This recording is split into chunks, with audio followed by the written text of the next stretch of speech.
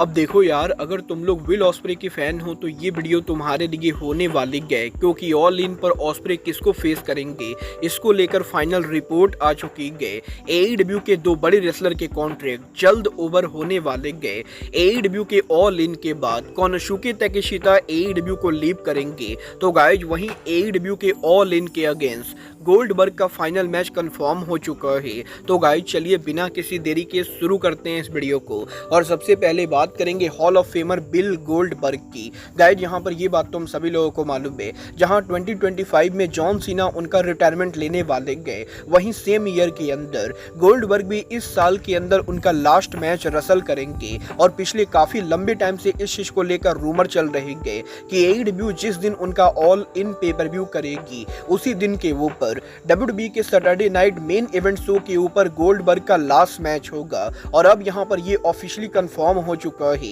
कि गोल्डबर्ग 12 जुलाई के ऊपर रेसलिंग बिजनेस के अंदर उनका लास्ट मैच रसल करने वाले गए। और गोल्डबर्ग का लास्ट मैच और किसी के खिलाफ नहीं बल्कि डब्ल्यूडब्ल्यूई के brand new undisputed champion Gunther के खिलाफ होने वाला है। गाइज यहाँ पर डब्ल्यूडब्ल्यूई के इस हफ्ते मंडे नाइट रॉ के ऊपर गुंथर के जे उसो को हराकर ब्रांड न्यू वर्ल्ड चैंपियन बनने के बाद अब डब्ल्यूडब्ल्यूई के नेक्स्ट वीक के मंडे नाइट रॉ के ऊपर हॉल ऑफ फेमर गोल्डबर्ग का रिटर्न होने वाला है। और अगले हफ्ते डब्ल्यूडब्ल्यूई के मंडे नाइट रॉ के ऊपर गोल्डबर्ग रिटर्न करके गुंथर को कन्फ्रंट करेंगे। और इसके बाद यहाँ पर अगले हफ्ते के रॉ से लेकर 12 जुलाई तक डब्ल्यूडब्ल्यूई के जितने भी मंडे नाइट रॉ होंगे उन सभी शो के ऊपर गोल्डबर्ग अपीयर होने वाले गए। और आने वाले एक महीने तक डब्ल्यूडब्ल्यूई गोल्डबर्ग और गुंथर की स्टोरी लाइन को बिल्डअप करेगी। और फाइनली 12 जुलाई के ऊपर जब एईडब्ल्यू के साल का biggest pay per view all in होगा तो सेम डेट के ऊपर गोल्डबर्ग यहां पर सैटरडे नाइट मेन इवेंट के ऊपर गुंथर को वर्ल्ड चैंपियनशिप मैच में लास्ट मैच में फेस करेंगे।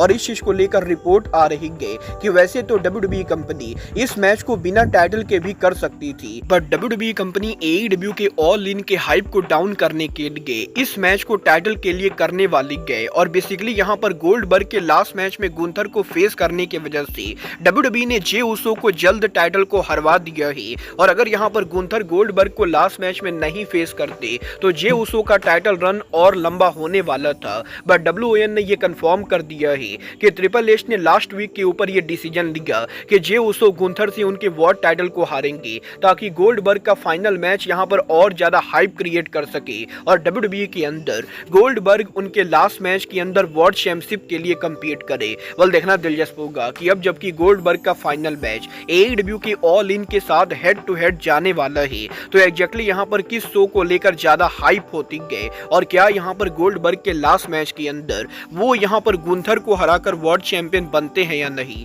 बट गाइज जहां तक बात रही ऑल इन की, तो गाइज यहीं अब एईडब्ल्यू के ऑल इन पेपर व्यू के बाद एईडब्ल्यू कंपनी का एक बड़ा सुपरस्टार कंपनी को लीव करने वाला है। और ये सुपरस्टार और कोई नहीं बल्कि कोनोसुके ताकेशिता है। गाइज यहां पर ये बात तो हम सभी लोगों को मालूम है, ताकेशिता करंटली एईडब्ल्यू के अंदर डॉन केलीस फैमिली फैक्शन पर काम कर रहेंगे। और वो यहाँ पर रेगुलर बेसिस के ऊपर हमें यहाँ पर एईडब्ल्यू के टेलीविजन पर देखने को मिलते गए। बट यहीं एईडब्ल्यू के ऑल इन के बाद ताकेशिता एईडब्ल्यू से लंबे टाइम के लिए गायब होंगे। और इसका रीजन और कुछ नहीं बल्कि एईडब्ल्यू की पार्टनर इन प्रमोशन एनजेपीडब्ल्यू होने वाली गए। गाइड यहाँ पर ये बात तो हम सभी लोगों को मालूम है, एनजेपीडब्ल्यू हर साल जुलाई से अगस्त के बीच में रेसलिंग बिजनेस का बिगेस्ट टूर्नामेंट जीवन क्लाइमेक्स करती गए। और इस साल भी एनजेपीडब्ल्यू कंपनी उनका जीवन क्लाइमेक्स जुलाई से अगस्त के बीच में करने वाली गए, जहां पर एनजेपीडब्ल्यू कंपनी 18 जुलाई से लेकर 17 अगस्त तक लगातार जापान के अंदर एक महीने जीवन क्लाइमेक्स टूर्नामेंट करेगी।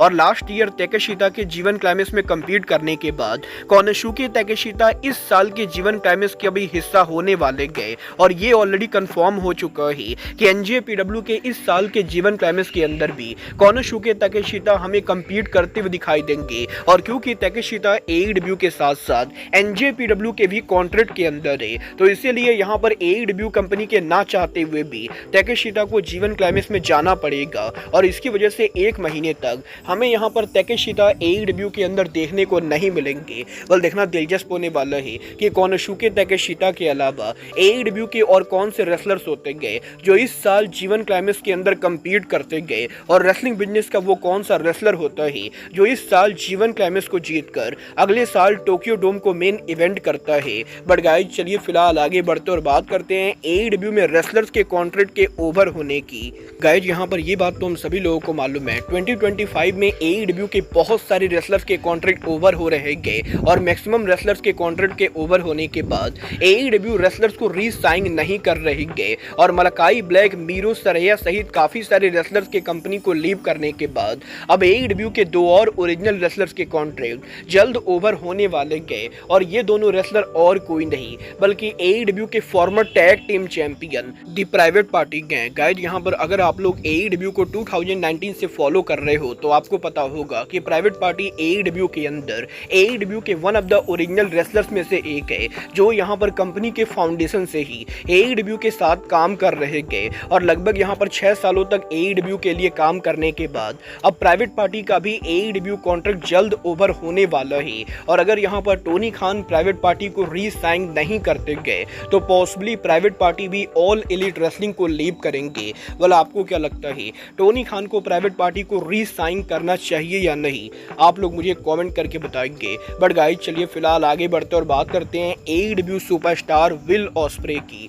गाइस यहाँ पर ये बात तो हम सभी लोगों को मालूम है कि विल ऑस्प्रे को आज के टाइम के ऊपर मैचेस के मामले में दुनिया का सबसे बेहतरीन रेसलर माना जाता है क्योंकि विल ऑस्प्रे के पास दुनिया की और किसी भी रेसलर के मुकाबले सबसे ज्यादा 5 स्टार मैचेज है और इस हफ्ते AEW के समर ब्लॉकबस्टर के ऊपर विल ऑस्प्रे और स्वर्व स्ट्रिकलैंड के 30 मिनट के सॉलिड मैच के बाद अब एक बार फिर से यहाँ पर ऑस्प्रे के इस मैच को डेव मेल्जर के द्वारा 5 स्टार से ज्यादा रेटिंग मिल चुकी है। गाइस यहाँ पर डेव मेल्जर ने समर ब्लॉकबस्टर के ऊपर ऑस्प्रे वर्सेस स्वर्व के 30 मिनट के लंबे मैच को 5.25 रेट किया है और ऑस्प्रे वर्सेस स्वर्व स्ट्रिकलैंड के इस मैच को मेल्जर ने 5 स्टार से ज्यादा रेटिंग दे दी है और अब यहाँ पर विल ऑस्प्रे के रेसलिंग करियर के अंदर ऑस्प्रे के पास टोटल 52 से ज्यादा 5 स्टार मैचेज हो चुके हैं। वेल देखना दिलचस्प होगा कि मेल्जर यहाँ पर ऑस्प्रे की और कितने मैचेज को 5 स्टार रेटिंग देते गए। बट गाइस जहाँ तक बात रही विल ऑस्प्रे की तो गाइस ये बात तो हम सभी लोगों को मालूम है AEW के ऑल इन पर विल ऑस्प्रे किसको फेस करेंगे